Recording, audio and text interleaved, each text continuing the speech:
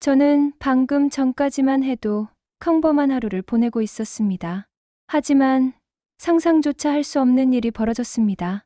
2025년 7월 30일 새벽, 러시아 캄차카 반도에서 규모 8.8의 초강진이 발생했고, 곧바로 일본 전역에 지진의 일 경보가 발령됐죠. 그런데 여기서 끝이 아니었습니다. 지바현 해변의 고래 4마리가 사체로 발견되면서 전 세계가 충격에 빠졌거든요.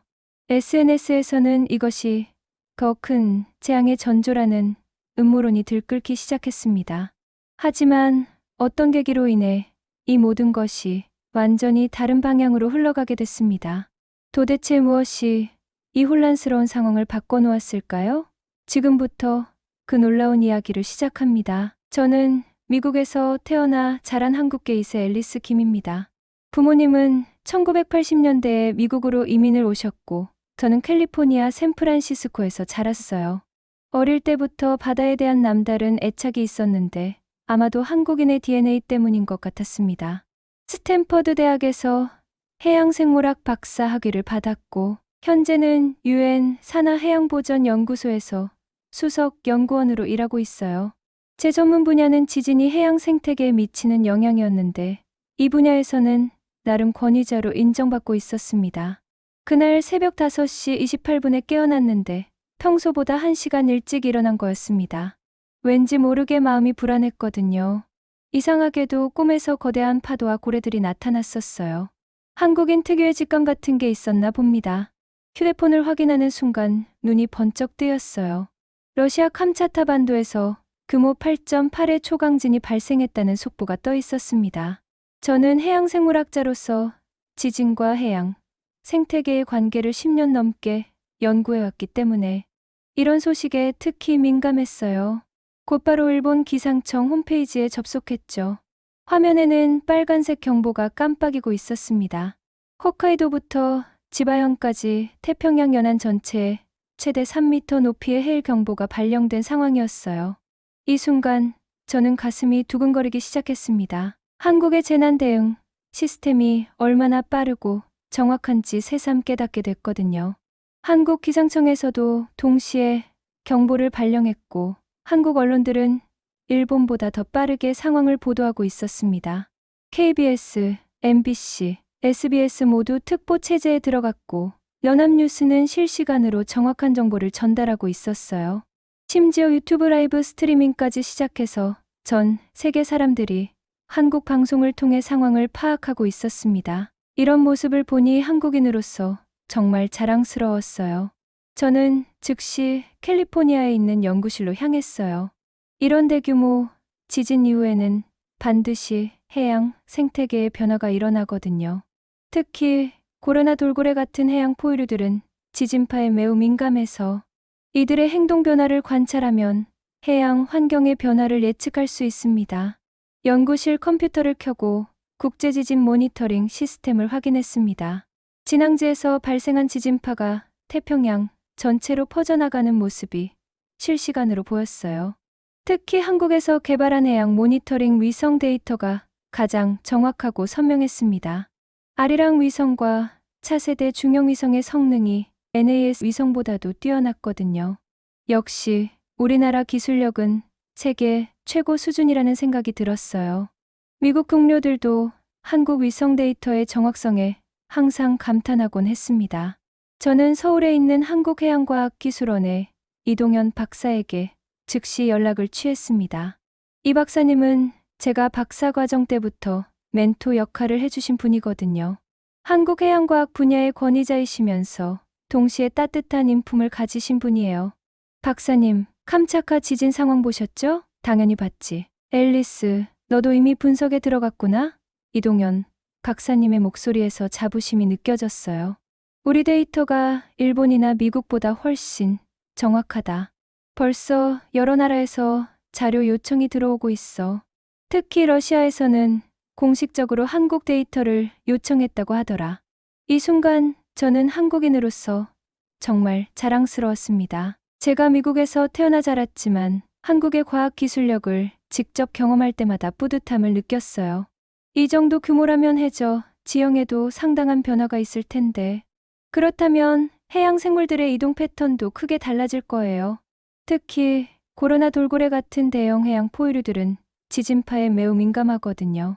이들은 저주파 음파를 이용해 의사소통을 하는데 지진파가 이를 방해하면 방향 감각을 잃을 수 있습니다. 저는 일본 현지 상황을 계속 모니터링했습니다. 다행히 해일의 높이는 예상보다 낮았고 인명피해는 크지 않다는 소식이 들려왔어요. 하지만 뭔가 더 큰 일이 벌어질 것 같은 예감이 들었습니다. 제가 한국인 특유의 직감을 가지고 있거든요. 부모님께서 항상 우리 민족은 예로부터 자연의 변화를 민감하게 느끼는 능력이 있다고 말씀하셨는데 그 말이 맞는 것 같았어요. 그리고 그 예감은 12시간 후에 현실이 됐죠. 지진 발생 12시간 후 저는 충격적인 소식을 접했습니다. 일본 지바현 다테야마시 해변에서 고래 4마리가 발견됐다는 거였어요. 처음 신고를 받은 지역 주민들은 고래들이 살아있다고 했는데 해양경찰이 도착했을 때는 이미 사체 상태였다고 했습니다. 이 소식을 들은 순간 저는 온몸에 소름이 돋았어요. 제가 연구해온 사례들과 너무나 유사한 패턴이었거든요. 저는 곧바로 해당 지역의 위성 이미지를 확인했어요. 고래들이 발견된 위치는 평소 고래들의 이동 경로와는 완전히 다른 곳이었습니다. 더 이상해진 건 고래의 종류였어요. 4마리 모두 밍크고래였는데 이 시기에 이 해역에서 밍크고래가 발견되는 건 매우 드문 일이거든요. 밍크고래는 보통 더 깊은 바다에 서식하는 종류입니다. 한국 언론들이 이 소식을 가장 먼저 정확하게 보도했다는 점도 인상적이었습니다. MBC는 특파원을 즉시 파견했고 고래 전문가들의 의견을 종합해서 객관적으로 상황을 전달하고 있었어요. 일본 현지 방송보다 더 자세하고 정확한 정보를 제공하고 있었죠. CNN이나 BBC 빨랐습니다. 이런 모습을 보면서 한국 언론의 국제적 위상이 정말 높아졌다는 걸 실감했어요. 저는 일본 해양연구개발기구에 근무하는 동료 야마모토 타카시 박사에게 전화를 걸었습니다. 야마모토 박사는 다테야마시 재난관리과 팀장으로 평소 보수적이고 형식을 중시하는 전형적인 일본 관료 스타일의 인물이에요. 50대 중반으로 30년 넘게 일본 해양 행정에 종사해온 베테랑이었습니다. 하지만 한국에 대해서는 다소 편견을 가지고 있는 것 같았어요. 과거에 한국의 기술은 일본을 따라잡기 어렵다는 식의 발언을 한 적도 있었거든요. 타카시 지바현고래 사건 들었어요? 네, 김 박사님. 지금 현장으로 가는 길이에요. 상당히 이상한 상황인 것 같습니다. 야마모토 박사의 목소리에서 당황감이 느껴졌어요. 평소 침착한 성격에 그가 이런 반응을 보이는 건 처음 봤거든요. 혹시 고래들의 사체 상태는 어떤가요? 아직 정확한 조사는 못했지만 외상은 없어 보인다고 합니다. 다만 한 가지 이상한 점이 있어요. 야마모토 박사가 말을 머뭇거렸어요. 다만 뭐죠? 고래들의 위치가 너무 일정해요. 마치 의도적으로 배치된 것처럼 보인다고 현장 담당자가 말하더라고요. 그리고 모든 고래의 머리 방향이 똑같이 북동쪽을 향하고 있다고 하네요. 솔직히 우리로서는 이런 현상을 설명하기 어려운 상황입니다. 이 말을 듣는 순간 저는 소름이 돋았습니다. 제가 연구해온 사례들과 너무나 유사한 패턴이었거든요. 2019년 알래스카에서도 비슷한 일이 있었고 2021년 칠레 연안에서도 같은 패턴의 고래 좌초가 있었어요. 모두 대규모 지진과 연관된 사건들이었습니다. 저는 즉시 이동현 박사님께 상황을 보고했어요. 박사님, 일본 현지 상황이 심상치 않습니다. 제가 현장에 가봐야 할 것 같아요. 그래, 앨리스. 내가 직접 가서 조사하는 게 좋겠다. 우리 기술로 정확한 원인을 밝혀내자. 이런 때일수록 한국의 과학 기술력을 보여줘야 해. 이동현 박사님의 말씀에서 한국 과학 기술에 대한 확신이 느껴졌습니다. 야마모토 박사와의 통화를 마친 후 저는 SNS를 확인해 봤습니다. 이미 고래 사진들이 퍼지기 시작했더라고요. 트위터에서는 해시태그 고래전 조설이 실시간 트렌드 1위에 올라 있었어요. 댓글들을 보니 온갖 추측들이 난무하고 있었습니다. 2011년 동일본 대지진 때도 후쿠시마 앞바다에서 돌고래떼가 죽어서 떠올랐잖아요. 고래들은 지진을 미리 감지할 수 있다는데 이번에도 뭔가 예견하고 피하려다 죽은 거 아닌가요? 이것은 더 큰 재앙의 전조입니다. 모두 대비하세요. 같은 글들이 계속 올라오고 있었죠. 전 세계적으로 공포와 불안감이 확산되고 있었습니다. 저는 이런 반응이 나올 줄 알고 있었습니다. 일반인들에게는 고래의 죽음과 지진 사이의 연관성이 매우 신비롭고 무서운 것으로 느껴지거든요. 특히 일본은 11년 대지진의 트라우마가 있어서 더욱 민감하게 반응하고 있었어요. 하지만 과학자로서 저는 좀 더 냉정하게 접근해야 했어요. 특히 한국 네티즌들의 반응이 인상적이었습니다. 다른 나라 사람들보다 훨씬 빠르게 사실 확인을 하려고 노력하고 있었거든요. 네이버와 다음 등 포털 사이트에서는 관련 과학 자료들을 정확하게 정리해서 제공하고 있었고, 한국해양 전문가들의 의견도 신속하게 수집해서 보도하고 있었어요. 고래 좌초와 지진의 과학적 연관성, 해양, 생물의 지진 감지 능력 같은 기사들이 객관적이고 균형 잡힌 시각으로 작성되고 있었습니다. 이런 모습을 보면서 한국인들의 정보 분별력과 과학적 사고력이 정말 뛰어나다는 걸 새삼 깨달았어요. 인스타그램에서는 고래 사진과 함께 지구가 보내는 마지막 경고라는 캡션을 단 게시물이 수만 개의 좋아요를 받고 있었습니다. 페이스북에서는 더 극단적인 음모론들이 돌고 있었어요. 정부가 숨기고 있는 더 큰 재앙이 있다. 핵폐수 방류의 결과다. 일루미나티의 음모다 같은 내용들이었죠. 하지만 한국 사용자들은 이런 음모론에 휘둘리지 않고 과학적 근거를 찾으려고 노력하고 있었습니다. 한국 온라인 커뮤니티에서는 팩트 체크라는 이름으로 정확한 정보를 공유하려는 움직임이 활발했어요. 저는 답답한 마음에 제 연구실 블로그에 글을 하나 올렸습니다. 고래의 좌초는 다양한 원인으로 발생할 수 있으며 지진과의 직접적 연관성을 단정하기는 어렵다. 과학적 근거 없는 추측보다는 정확한 조사가 필요하다는 내용이었어요. 놀랍게도 이 글이 한국 온라인 커뮤니티에서 빠르게 공유되기 시작했습니다. 디시인 클리앙, 네이트판 등에서 미국 교수가 쓴 객관적 분석글이라는 제목으로 번역되어 퍼지고 있었어요. 한국 사람들의 정보 분별력과 과학적 사고력이 정말 뛰어나다는 걸 새삼 깨달았습니다. 하지만 이미 인터넷은 감정적인 추측들로 가득 차 있었고 국제적으로는 여전히 음모론이 확산되고 있었습니다. CNN에서는 일본 고래 사건, 더 큰 재앙의 전조인가 하는 제목의 기사를 냈고 BBC도 전문가들의 엇갈린 의견을 보도하고 있었어요. 이때 저는 한국인으로서 책임감을 느꼈어요. 정확한 과학적 분석으로 이런 혼란을 정리해야겠다고 생각했습니다.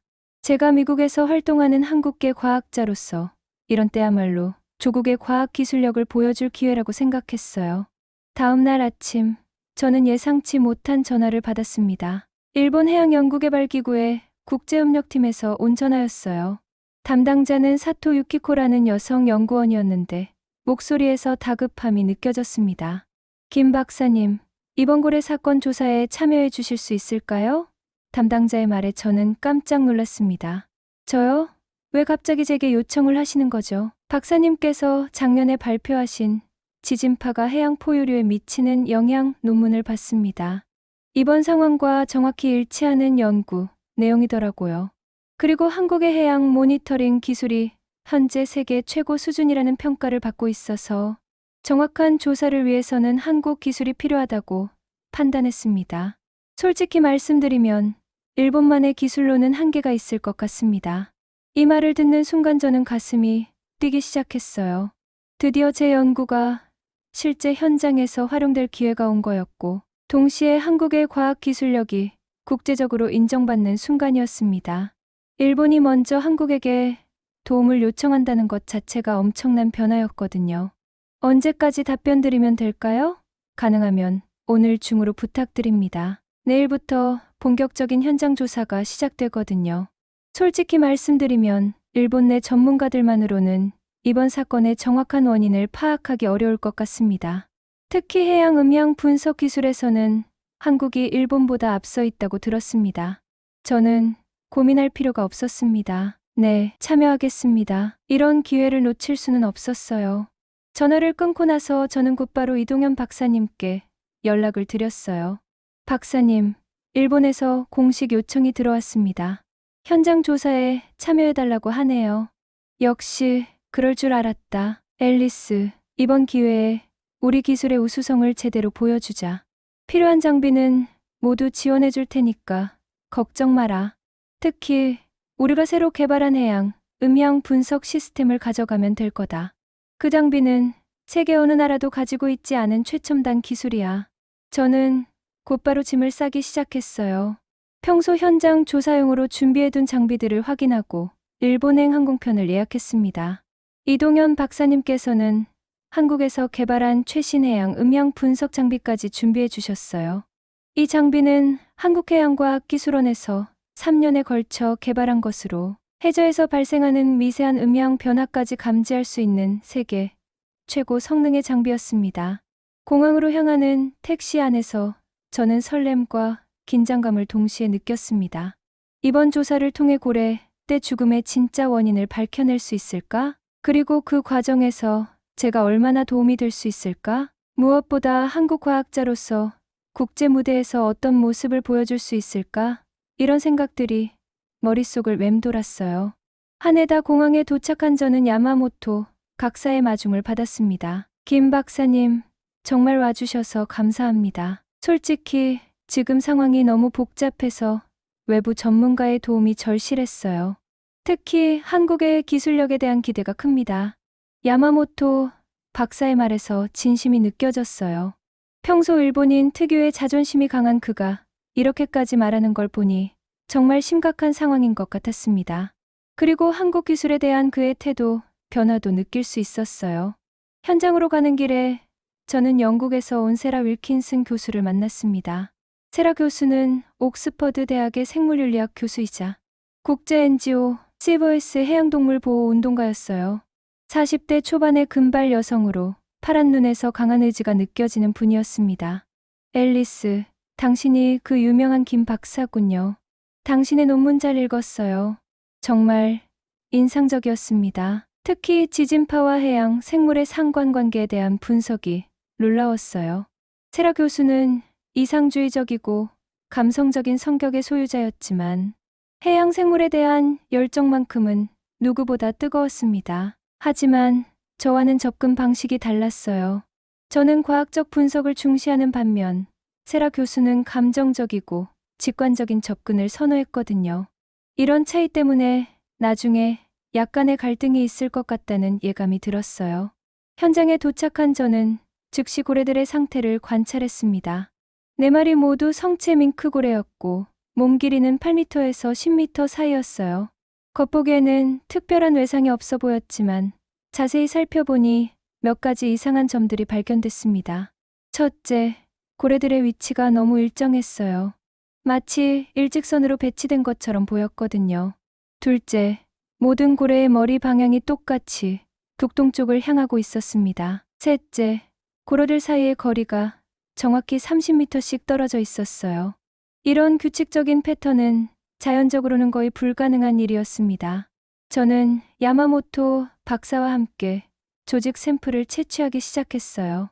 이때 한국에서 가져온 정밀 분석 장비의 위력이 발휘됐습니다. 일본 현지 장비보다 훨씬 정확하고 빠른 분석이 가능했거든요. 일본 연구진들이 한국 장비를 보는 눈빛이 달라지는 걸 느낄 수 있었어요. 김 박사님, 이 장비는 어디서 만든 건가요?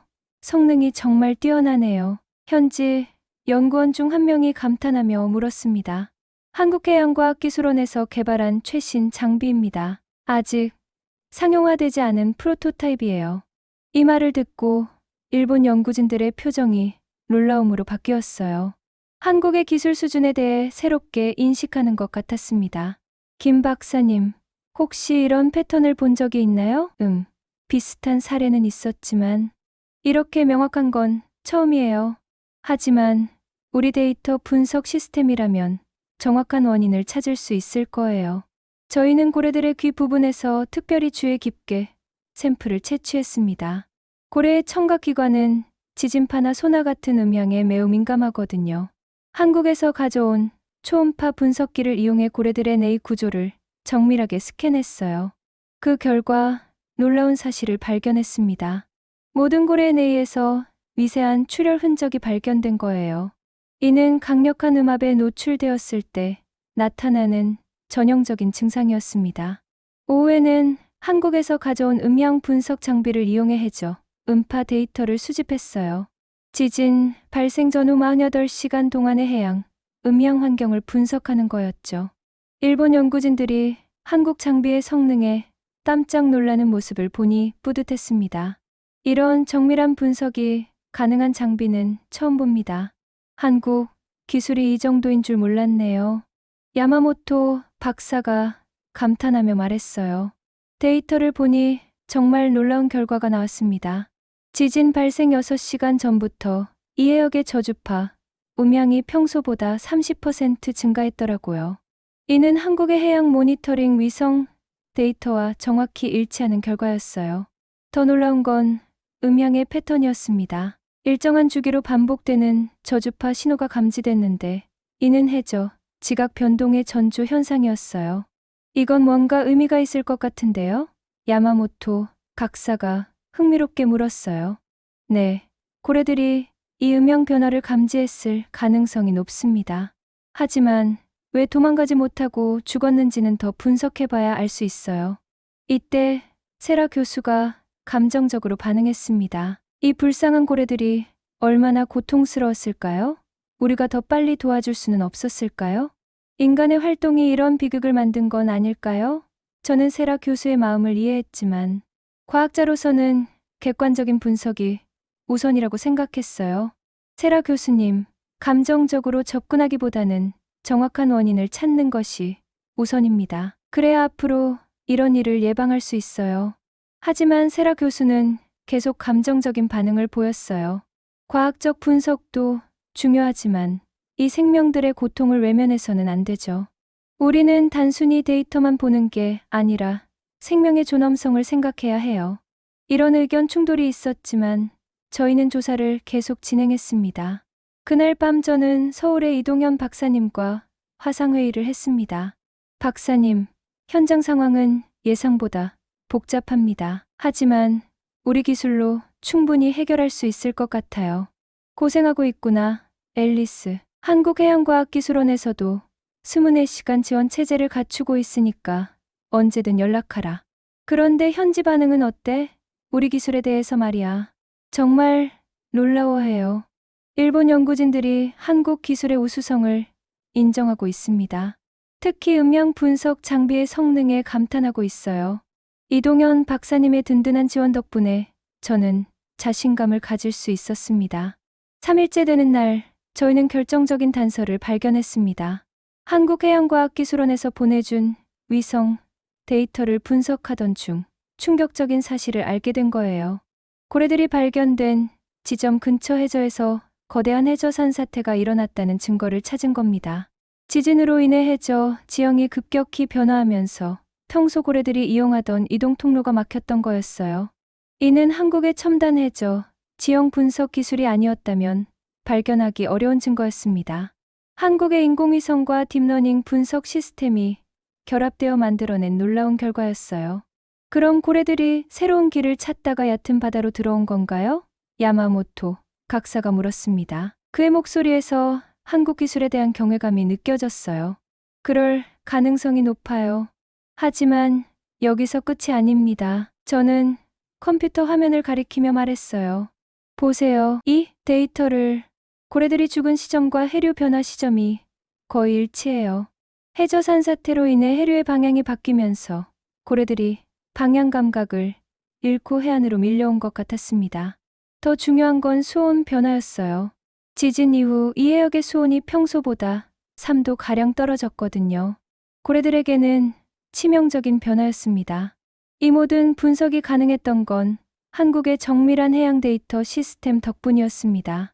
일본이나 다른 나라들도 비슷한 데이터를 가지고 있었지만 이렇게 정확하고 종합적으로 분석할 수 있는 시스템은 한국이 유일했어요. 특히 활용한 빅데이터 분석 기술에서는 한국이 세계 최고 수준이었습니다. 결국 지진이 직접적인 원인이 아니라 지진으로 인한 환경 변화가 원인이었던 거네요. 저는 안도의 한숨을 쉬었어요.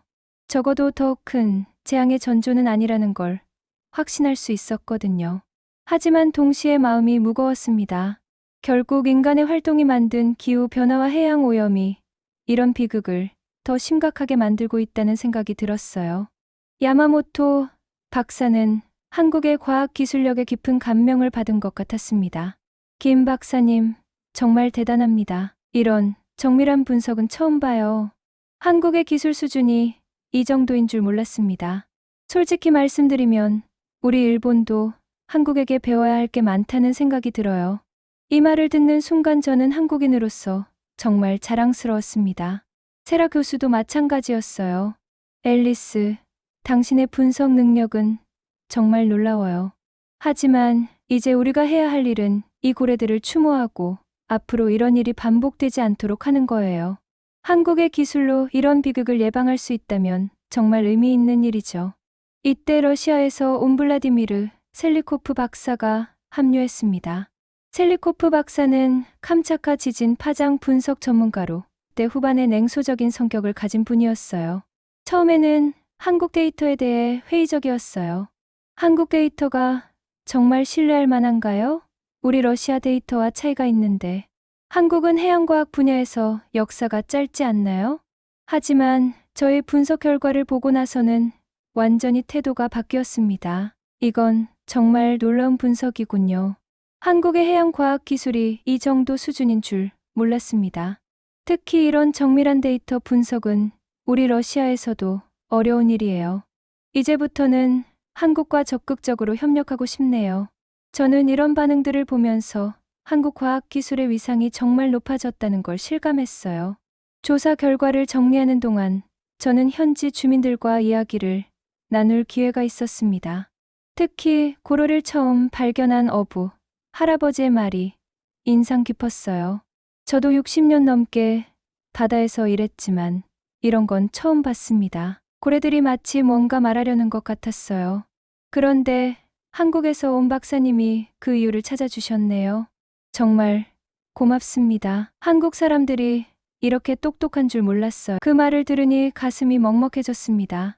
저는 현지 초등학교를 방문해서 아이들에게 고래에 대한 이야기를 들려주기로 했어요. 특히 이윤호라는 10살 소녀가 인상적이었습니다. 이윤호는 지진으로 인해 아버지와 헤어져 할머니와 함께 살고 있는 아이였어요. 큰 눈에 눈물이 맺혀 있었지만 호기심이 많고 똑똑한 아이였습니다. 선생님, 고래들은 왜 죽었어요? 정말 지진 때문인가요? 이윤호가 눈물을 글썽이며 물었어요. 고래들은 길을 잃고 헤매다가 지쳤던 거야. 바다에 큰 변화가 일어나서 고래들이 혼란스러워했던 거지. 우리가 고래들을 더 잘 보호해야 한다는 걸 알려주려고 했던 것 같아. 그럼 앞으로는 이런 일이 안 생겨요? 응. 이제 우리가 원인을 알았으니까 미리 예방할 수 있어. 특히 한국의 기술로 바다의 변화를 미리 감지할 수 있거든. 이윤호의 눈이 반짝거렸어요. 와, 한국이 정말 대단하네요. 저도 한국어 배우고 싶어요. 아이들과 함께 고래를 위한 작은 추모 행사를 열었습니다. 해변에서 조개 껍데기로 고래 모양을 만들고 모든 바다 생물들이 건강하게 살 수 있기를 바라는 마음을 담아 기도했어요. 이윤호가 제게 다가와서 말했습니다. 선생님, 저도 커서 선생님처럼 바다와 고래를 지키는 사람이 되고 싶어요. 한국 대학에 가서 공부하고 싶어요. 이 말을 듣는 순간 저는 울컥했습니다. 한국인으로서 그리고 과학자로서 느끼는 자부심과 책임감이 동시에 밀려왔거든요. 야마모토 박사도 함께 참여했는데 그의 눈에도 눈물이 맺혀 있었습니다. 김 박사님 덕분에 이 아이들이 바다를 더 사랑하게 될 것 같아요. 그리고 한국에 대해서도 좋은 인상을 갖게 될 거고요. 저도 한국을 다시 보게 됐습니다. 세라 교수는 이 모든 과정을 지켜보며 감동받았다고 했어요. 앨리스, 당신은 단순한 과학자가 아니라 진정한 휴머니스트예요. 과학과 인간애를 동시에 추구하는 모습이 정말 아름다워요. 이런 모습이야말로 진정한 리더십이라고 생각해요. 그날 밤, 저는 오랜만에 마음이 평온해졌습니다. 과학적 진실을 밝혀내는 것도 중요하지만 그 과정에서 사람들과 공감하고 소통하는 것이 더 소중하다는 걸 깨달았거든요. 그리고 한국인으로서 국제 무대에서 어떤 역할을 해야 하는지도 분명해졌어요. 일주일간의 조사를 마치고 저희는 최종 보고서를 작성했습니다. 고래 4마리의 죽음은 지진으로 인한 해저 환경 변화가 직접적인 원인이었고 더 큰 재앙의 전조는 아니라는 결론을 내렸어요. 이 결과는 국제해양생물학 저널에 게재될 예정이고 일본 정부도 공식적으로 발표할 계획이라고 했습니다. 무엇보다 중요한 건 이번 연구가 한국 주도로 이루어졌다는 점이었어요. 한국의 기술과 데이터, 그리고 한국 과학자의 분석 능력이 핵심 역할을 했거든요. 국제해양생물학회에서는 저에게 특별 강연을 요청했고 UN 해양보전위원회에서도 자문위원으로 참여해달라는 제안이 들어왔습니다. 미국 스탠퍼드 대학에서도 특별 교수직을 제안했어요. 하지만 저에게는 그보다 더 의미 있는 일이 있었어요. 현지 아이들과 함께 시작한 고래 친구들 지키기 프로젝트가 지역 전체로 확산된 것이었습니다. 주민들이 자발적으로 해양 쓰레기 정리에 나서고 학교에서는 해양 생물 보호 교육을 정규 과목으로 채택하기로 했어요. 이윤호는 한국어 공부를 시작했고 나중에 한국대학에서 해양 생물학을 전공하고 싶다고 했습니다. 한국정부에서도 이윤호에게 장학금을 제공하겠다는 의사를 밝혔어요. 야마모토 박사는 앞으로도 지속적으로 이 지역의 해양 환경을 모니터링하겠다고 했습니다. 김 박사님이 보여준 열정과 전문성에 많은 걸 배웠어요. 이런 협력이야말로 진정한 국제적 연대라고 생각합니다. 앞으로도 한국과 계속 협력하고 싶어요. 사실 저는 한국에 대해 편견이 있었는데 이번 일을 통해 완전히 바뀌었습니다. 세라 교수도 한국의 해양 보전 기술에 깊은 관심을 보였어요. 앨리스, 한국의 접근 방식은 정말 인상적이에요. 과학적 정확성과 인간적 따뜻함을 동시에 추구하는 모습이 멋져요. 우리 NGO의 한국과 협력 프로젝트를 진행하고 싶네요. 한국이야말로 미래의 해양 보전을 이끌어갈 나라라고 생각해요. 셀리코프 박사는 러시아로 돌아가면서 한국과의 공동 연구를 제안했습니다. 이번에 한국의 기술력을 직접 경험해봤는데 정말 놀라웠습니다. 우리 캄차카 연구소에서도 한국과 공식적인 협력 관계를 맺고 싶어요. 러시아 정부에도 한국과의 과학 협력 확대를 건의하겠습니다. 한국으로 돌아가는 비행기에서 저는 창밖을 바라보며 생각에 잠겼습니다. 이번 경험을 통해 과학자로서의 사명감을 다시 한번 깨달았고 무엇보다 한국인으로서의 자부심을 느꼈어요. 우리나라의 과학기술이 세계 최고 수준이라는 걸 직접 확인할 수 있었고 그 기술로 국제적인 문제를 해결할 수 있다는 것도 증명했거든요. 서울에 도착해서 이동현 박사님을 만났을 때 박사님도 매우 기뻐하셨어요. 앨리스, 정말 고생했다. 이번 일로 한국 해양과학의 위상이 크게 높아졌어. 벌써 여러 나라에서 협력 요청이 들어오고 있다. 유럽연합에서도 공식적으로 협력을 제안했고 호주에서도 연구진 교환을 원한다고 하더라. 그리고 며칠 후 더욱 놀라운 소식을 들었습니다. 제가 작성한 연구 보고서가 네이처즈에 게재되기로 결정된 것이었어요. 한국 주도의 국제 공동 연구가 세계 최고 권위의 학술지에 실리는 순간이었습니다. 제목은 지진으로 인한 해양 환경 변화와 고래, 좌초 일본 연안 사례 연구였어요. 국내 언론들도 이 소식을 대대적으로 보도했어요. 한국 과학자가 밝혀낸 고래떼 죽음의 진실, K사이언스의 위력, 세계가 주목, 한국 해양 기술, 일본도 인정한 세계 최고 수준 같은 제목의 기사들이 쏟아졌죠. 정부에서도 해양과학 분야에 대한 지원을 늘리기로 했고 한국해양과학기술원은 국제해양재난대응 센터로 지정됐습니다. 가장 뿌듯했던 건 이윤호로부터 온 편지였어요. 서툰 한국어로 쓴 편지에는 김 박사님 덕분에 꿈이 생겼어요. 저도 바다와 고래를 지키는 사람이 되고 싶어요. 한국에 가서 공부하고 싶어요. 한국은 정말 멋진 나라예요 라고 적혀 있었습니다. 앞으로도 이런 일들이 생길 때마다 망설이지 않고 도움의 손길을 내밀겠다고 다짐했습니다. 바다는 국경이 없으니까요. 그리고 모든 생명은 소중하니까요. 하지만 무엇보다 중요한 건 한국의 과학 기술로 세계의 문제를 해결할 수 있다는 자신감을 얻었다는 점이에요.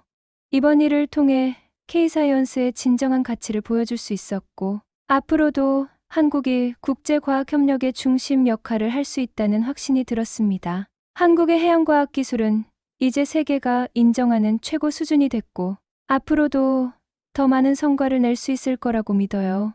여러분도 이 이야기를 통해 우리가 자연과 얼마나 밀접하게 연결되어 있는지, 그리고 한국의 과학 기술이 얼마나 뛰어난지 느끼셨기를 바랍니다. 여러분의 생각을 아래 댓글로 남겨주세요. 그리고 이 이야기가 마음에 닿았다면 주변 사람들과 함께 나누며 더 깊이 이야기해보는 건 어떨까요? 오늘 사연은 여기까지입니다.